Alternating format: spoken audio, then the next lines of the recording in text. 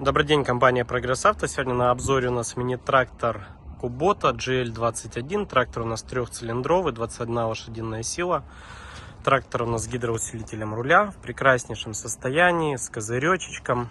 Итак, передние шины у нас установлены 6х14. Шины в хорошем остатке, имеют небольшие микро растрескивания, порезики такие. Задние шины у нас установлены 9,5 на 22. В хорошем остатке, без растрескиваний, без порезов.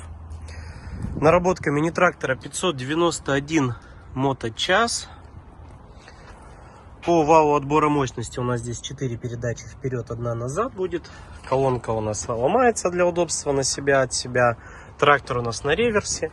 Коробка передач. Пониженная, повышенная. Функция 4ВД, быстрый разворот. Управление фрезой у нас, подъем опускания, также автозаглубление, горизонты, гидронаклоны. Имеется небольшой бардачочек. Фреза у нас 3 точки с быстросъемом.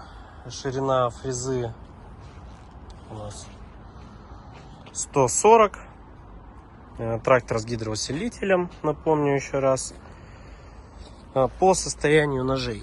Ножи в хорошем остатке, полный комплект, все отличные. Покажем под капоточку. Двигатель установлен D1403. Подкапотка вся сухая, целенькая, все отлично. По размерам. Ширина 114, зад 129. Колея по переду 97, по заду 101, клиренс 36, длина от переднего бампера по задние колеса 2,75. Высота 197 по козырю. Компания Прогресс Авто.